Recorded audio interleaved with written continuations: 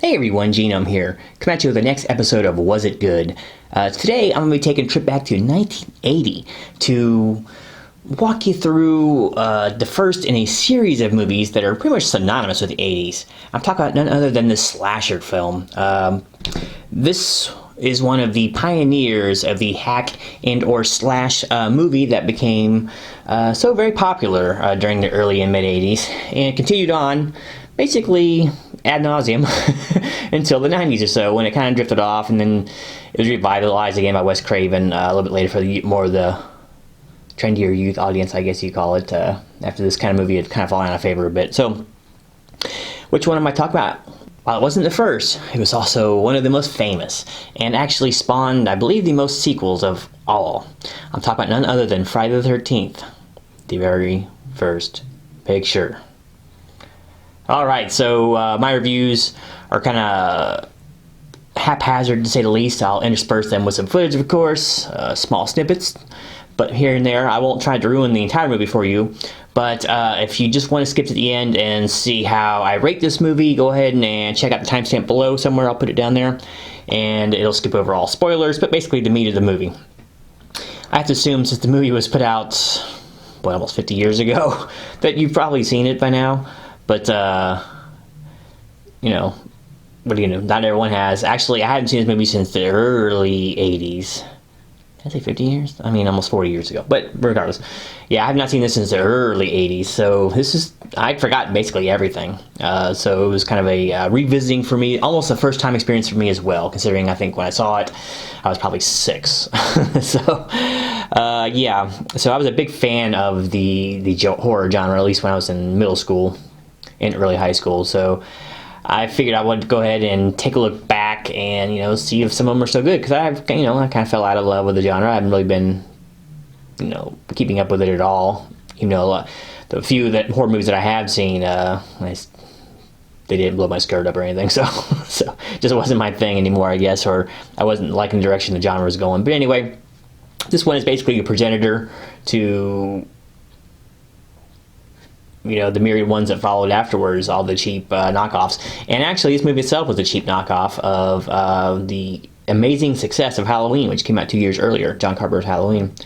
And this one, Sean S. Cunningham directed and kind of greenlit this whole project, just basically as a cash grab. And what wound up coming out of it was a roaring success. This movie was made on a shoestring budget. It is speculated that it was around less than $600,000, basically, and it wound up grossing, I think, close to $50 million or something like that. It was an obscene amount of money it made for the low production that it had. So yeah, they found a tried and true formula, and one that spawned 8 direct sequels, and then 7 direct sequels, and then a few off the wall ones, but we'll get into later. But I decided to go ahead and go through the entire Friday the 13th series, all the way through 10. So I may do Freddy vs. Jason too. We'll see about that. So some people consider it canon, some people don't. Some people don't consider anything after 8 to be canon. Heck, anyone who has any knowledge of the series doesn't include 8 as canon. But that's getting the cart before the horse. So let's take a look back here and see how well this movie actually holds up. Like I said, it's easy to get the rose-tinted glasses applied directly to your retinas, but I'm going to actually take a jaded, jaundiced look. Jaundice? Am I yelling? Back at this movie and see just what was all the hubbub about. So let's talk about some pros and cons of this movie. Okay, some pros are the makeup effects. Let's just start with the main reason that people talk about this movie, other than it being the first of the series. The makeup effects were pretty damn good. This is Tom Savini, so he's not going to put out garbage. The blood in this looked a lot better than, like, say, Dawn of the Dead, which he first rose to fame. Even though I think he colored the blood in Dawn of the Dead like he did just because of censorship. I think they were threatening an X rating or something like that, or even holding its release if it didn't tone down the gore. So I think he made some more bright, vibrant blood. But in this one, they obviously found out the formula that worked the best, and the blood looks much better. Most of the effects hold up pretty well.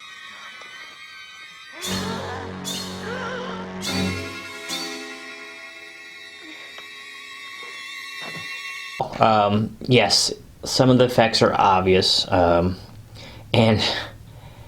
damn if the actors weren't twitching a lot. They didn't use like body doubles or anything like that, or they always, they painted on the face a little bit, which is risky to do. I think in at least one of the instances, the prosthetics and the fake blood was really getting in the person's eye. It was causing them pain and all that. So, I mean, it's to be expected.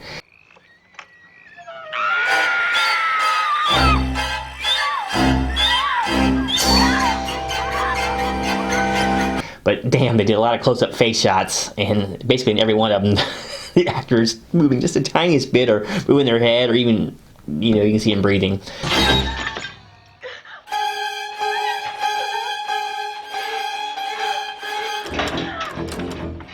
But the effects themselves actually look really good. The most famous, I'll get into that a little bit later, is especially nice. Another pro, the atmosphere is really good in this movie. A lot of dark, poorly lit areas. Some say it's production, but I mean, it kind of adds to the ambiance. They're in an old, dilapidated camp. It's not going to be well lit. So I love toward the last half of the movie, the place is just in a torrential downpour, and that kind of adds like a fifth wall. It makes it even more oppressive. People tend to, when they get around rain or anything about rain, they tend to huddle up, like it's going to keep them more dry or something, but they do that in the movie too. So yeah, some of the atmosphere is pretty good. Some of the set pieces look pretty decent. It looks like an old rundown camp, which I'm sure was actually what it was. Apparently this was right next to Lou Reed's property too, so they used to jam at night. That's pretty crazy for any of those Lou Reed fans out there. I remember the Velvet Underground, a couple of their songs, of which he was around as an integral piece. But anyway, so that was also interesting. Pros, it also helps define the rules that slasher flicks had to follow. Basically, the horny teenagers, the drug use, the reason for being in a weird place for no apparent reason. The locals who try to warn people of the bad things, and of course the final girl, which is always the virginal type, the one who doesn't get naked, usually, who doesn't have sex, who doesn't try to do drugs, or doesn't drink, or do that many drugs or drink, whatever. But so this helped really hammer it home, once again, Halloween kind of laid the groundwork for that, but they could have gone their own direction with it, but they decided, hey, it worked with them, so we'll do it here. So there's some pros. Some cons, there's a lot. Let's start with one of the glaring ones for me is the music. Some of the music is really good for building tension, but the staccato strings, a la Psycho, are way too heavily used, and when they are, they're too loud. I don't mind them so much if they were just half the volume they're at, but they're so loud it kind of drowns everything out.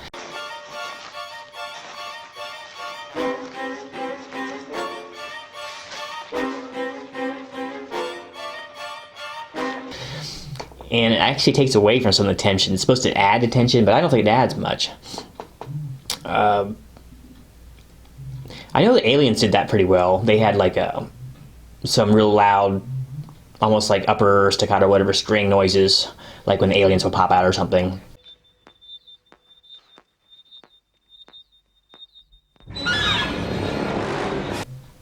And it worked pretty well in that, but this one is just too loud and too long. The high C registers or whatever, they'll be just playing on for minutes at a time, and it's like, no, it's basically giving me a headache, a migraine to listen to this thing. So yeah, sound, I don't like much of the sound work. The acting is very hit or miss. A lot of people are really hard on the younger actors. I don't think they were given a whole lot to work with, honestly, and they did seem to have fairly good chemistry, if we're going to be honest. They seem to actually enjoy each other's company. They didn't seem to hate each other. In some of the other movies, they don't. It seems like there's just a bunch of people, they stuck in the same room, but these people seem to like being around each other. Actually, that brings me back to a pro, I guess. A couple pros as far as acting goes. Betsy Palmer, while she gets all the accolades here, it was really hit or miss with her. But she was much more convincing before she went totally loony at the end. Once again, more spoilers. But when she was in her fake out phase, of being, oh dear, are you all right? And she was actually pretty good in that. Well, I'm Mrs. Voorhees, an old friend of the Christies. Oh, No, no. Dear, now, look, I can't help you if you don't calm down. And she did look pretty maniacal in a few of the shots where she's kind of chasing her quarry down. But when she was speaking, like in Jason's voice, that was really annoying, but whatever. Adrienne King as the final girl, the last woman standing. She was somewhat panned and somewhat praised. It's hard to tell where I would put her on the spectrum. She did play vulnerable pretty well and innocent. I'll give her that.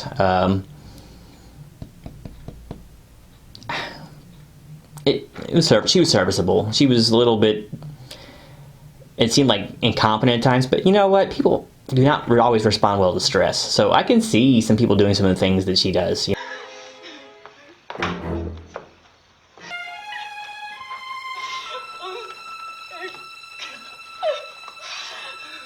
You know, honestly, I mean, people will get very jaded and it's easy to talk from the safety of your own home or desk, but until you've been put into a very stressful, life-harrowing situation, no one ever knows how they're going to behave. So I can suspend some disbelief for her.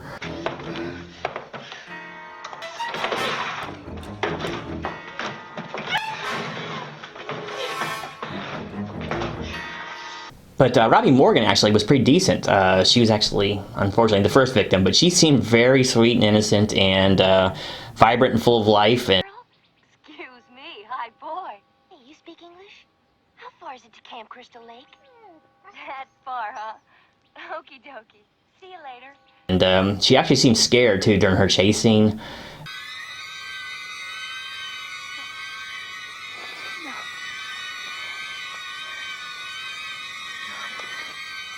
So yeah, kudos to her. She was one of the better actresses in the whole thing, or better actor period. So anyway, so getting back to the cons, yes, acting was mostly bad, or I had a sneaking suspicion a lot of it was done in like 1 and 2 takes because they were under extraordinary budget constraints, so they just had to go with what they had, and they were just trying to put something out there. There's not really a whole lot of plot to be had here. So this getting out the story is pretty awful. Well, once again, not totally awful, just bare bones, you know. We're opening a camp, bad things have happened there in the past, and then, you know, bad things continue to happen after it's opened, or right before it's opened. So, it's nothing special. Once again, serviceable. A lot of this movie is going to be serviceable, you know. Set design was really good. I didn't have a problem too much with the lighting, like I said. I think it kind of fit everything. Cinematography seemed decent. There's a lot of point of view shots, first person point of view shots, which were kind of okay. Like there's a really popular one or famous one right here at the beginning.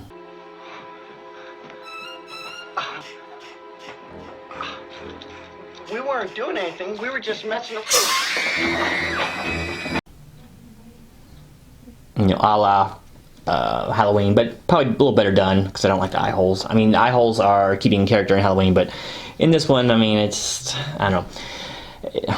Yeah, a lot of first persons, and if the camera's supposed to be the main villain here, which is, all right, we're going to assume you've seen this and know the ending, okay? So Pamela Voorhees, the mom, in other words, if it's supposed to be seen through her eyes, she's not hiding very well. People need to be seeing her.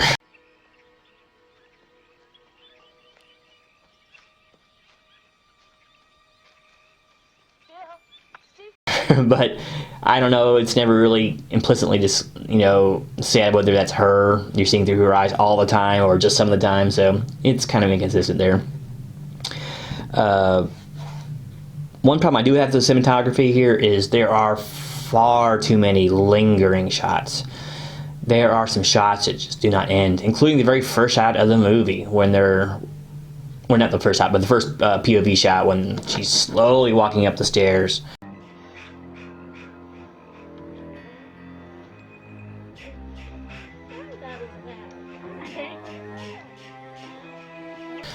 And the, you know, the two young counselors are fooling around in what, 1957 or whatever it is. It just goes on, and there's several scenes like that that just, I don't know if they're just trying to fill in time. And they already had the camera set up, and and editing says, you know what, we'll just leave this footage in. You know, you got one girl brushing her teeth, washing her face, you know, spending time in the bathroom, I know it's supposed to build tension, some of that stuff, and it does somewhat, but man, there's some lingering shots. There's another one later on, which is actually kind of an endearing scene, where Adrian King's character is making coffee for two people, because Bill, I think his name was, had gone out to fix the generator. Never to return, unfortunately, for Bill, but she's just making 2 cups of coffee, and it seems very natural, you know. She's just unconsciously making 2 cups of coffee because she's, you know, repaying the guy for going out in the rain to fix the generator or whatever.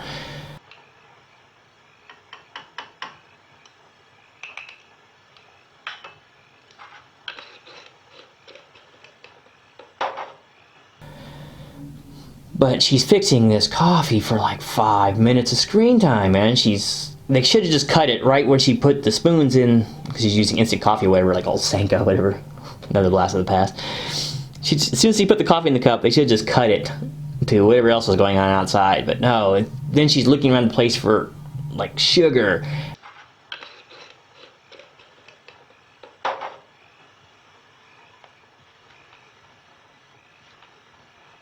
Of course, they've already established the pantry, so that doesn't need to be reestablished, but yeah, that there's way too many lingering shots. The end was protracted a lot. It was a pretty good cat and mouse, though. Some of it was unintentionally hilarious, like some of the attempts at people to fend off this late middle-aged mother.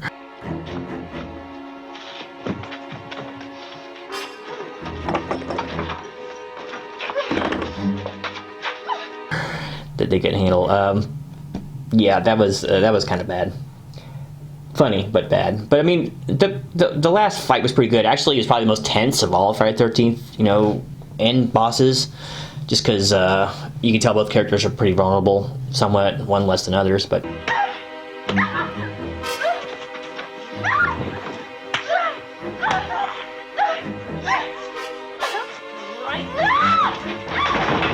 Hi, I'm with the Port Commission. Yeah, you get suspense and disbelief at the end, too. The ending was interesting. That was it was unexpected. I mean, I knew it was going to happen because for years, I mean, and lots of sequels later, something's going to happen at the end. It was kind of a Carrie-esque kind of inclusion, but it was interesting. And they turned into a dream, maybe. They definitely left the door open for more sequel upon sequel upon sequel. I will say that they, once again, the fake-out ending that they give you, it goes on and on. They supposedly did this on purpose. Okay, I can deal with that. It goes on for a couple of minutes of her floating. And some kind of some beautiful shots here of her floating in a canoe.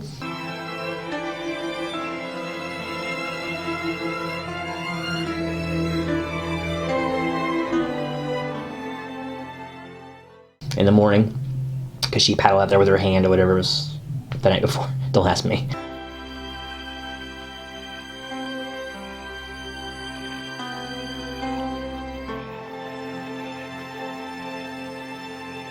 All right. But the music is too loud. They had this good little, like, string accompaniment. All of a sudden, then they add in, like, this disco kind of synth that just kind of drowns everything out and kind of ruins the moment, you know? So, it's okay, I guess.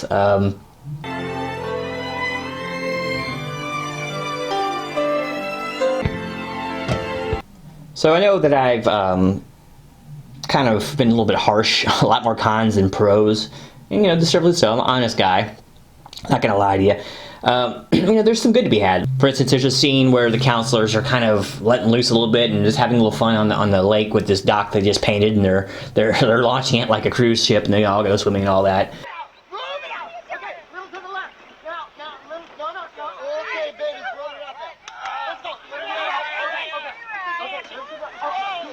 So, I mean, that's kind of heartwarming. I mean, it's nice. I mean, they're not... See, unlike a lot of the other teenagers or whatever they'll see in these slasher flicks, these are actually... None of them are shown to be real jerks. They're all just kind of little pranksters, and there's no snob, no rich girl. You know, none of those tropes as bad, anyway. There's a scene where there's a snake found in the cabin. And boy, that's probably the funniest scene and most natural scene in the whole movie, when they're trying to catch a snake. Tell it! You heard the lady. get it till it comes out. Well, call him. How do you call a snake? The whole group of them in this cabin, and they kind of freak out trying to catch the snake. I'll flush it out.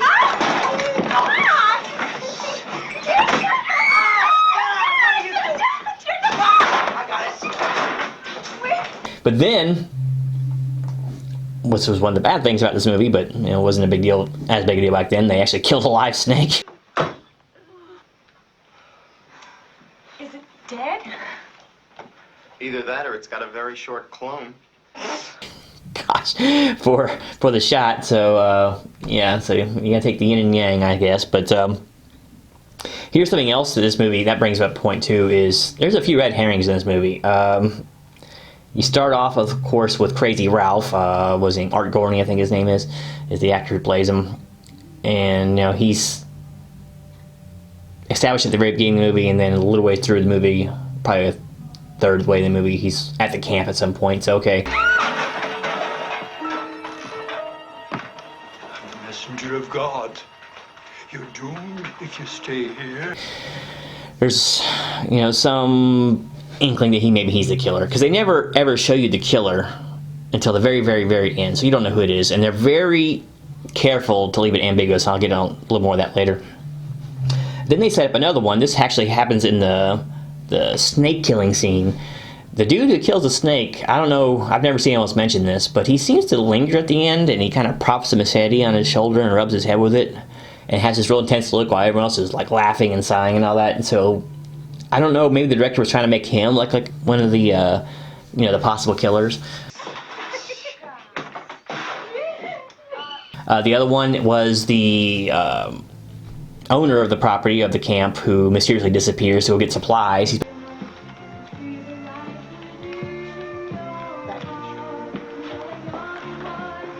supposed to be back by lunch, and it's after dark or whatever before he finally moseys his way back. But so there's a lot of red herrings here, and there's really no way to pick up of who the killer is. I don't remember any clues in my watching of the other day leading to Pamela being the killer. I mean, I know Jason is mentioned, or I don't know if he's mentioned by name. I don't think he is early on. Just the boy who drowned or whatever. And then 2 counselors are killed, and it's closed down for like 30 years. But so there's no real way to figure out who it is. Every shot you see when the killer is in frame, which is not really in frame, you'll see a boot. You'll see a hand in the distance. Or another thing they used, they made the killer, here's the fake out they tried to do. They tried to make the killer have masculine traits. Like when they showed a close-up of the boot, it's a man's work boot. When they show the vehicle, the protagonist or the killer is driving, which is actually a Jeep.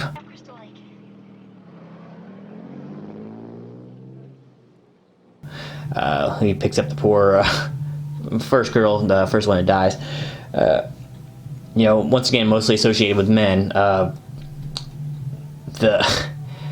think they use man hands in some of the shots, like where the hands are seen, because they seem a little bit large too, and a little more masculine.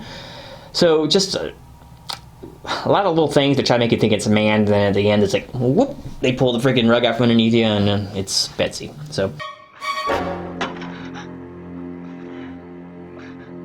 or Betsy Palmer.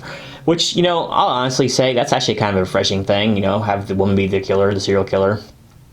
She's long should have made up for her vengeance long ago, but she's obviously not done yet. But, so there's something to be had there. There's some pretty funny scenes where they're just sitting around bored. I mean, this is pre-cell phones, and they're out in the middle of nowhere, so they're just looking for things to do, and like one of them comes up with the idea of, let's play some strip Monopoly. Hey, I know what we can do. We're going to play Monopoly. I hate Monopoly. Not the way I play it, you don't. What? We're going to play strip Monopoly. Okay, well, here's a one-way excuse to show some skin, right, or whatever, but it's kind of heartful and endearing. You can actually imagine some younger people getting together to do that, I guess. Maybe in the 80s. I don't know. I missed that early part of the 80s, but I was a little bit too young. But yeah, it was just kind of a funny little scene. And it was so funny how naturally they asked for, there's a scene there at the end of that part right there. He's like, did Lindsay leave any of that grass behind? This is so nonchalant. Well, heaven help you if you land in one of my hotels. Why don't you see if Marcy left any of that grass? about the pot or whatever. So everyone's smoking, which is weird here because the Adrienne King's character, the final girl, she's smoking some dope, and she's getting ready to shed her top when Dusek Mackin, freaking wind blows the door open or whatever. Well, what can I say? It's not much, but I call it home.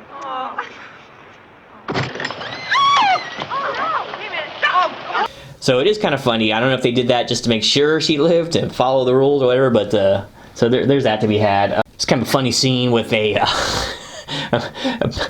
police bike or motorcycle officer pulls up, and he has some pretty funny things to say to a young Kevin Bacon. Nice bike. Keep it smoking, boy. Smoking. Don't smoke. Causes cancer. You know what I mean. Would you just get up a spaceship or something? Colombian gold, man. Grass, hash, the weeds. Dig it? Forgot to mention, Kevin Bacon's actually in this, in what I think it's his second film role. So, but he doesn't stand out any more than any of the others. In fact, I think he probably stands out a little less than most of the other ones. Oh yeah, and speaking of gratuitous nudity, there is an exceptionally long beaver shot in this movie. Just be warned right now, here it comes.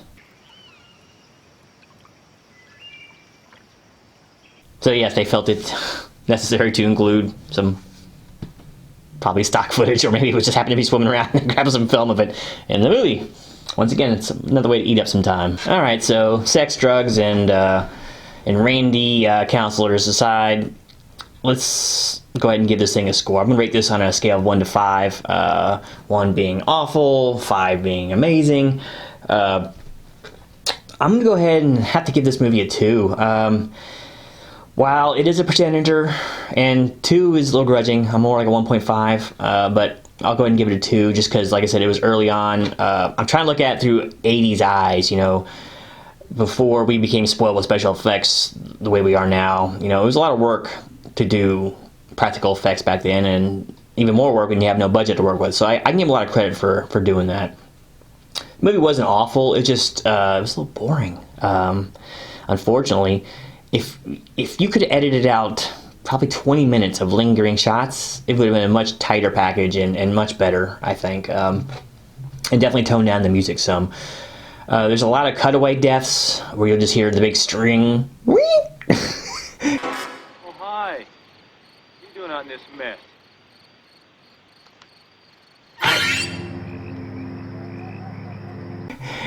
Or some Jaws move, or it sounds like Jaws rip off too when they're doing the stalking parts.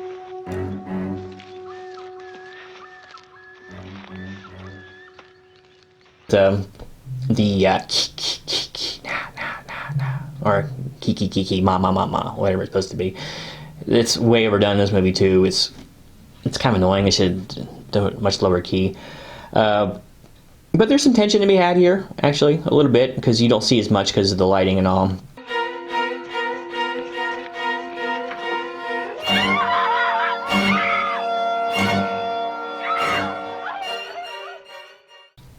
And the dilapidated, like I said, surroundings kind of give it some authenticity. So there's some good things to be had here. It's just a movie I probably won't revisit too often.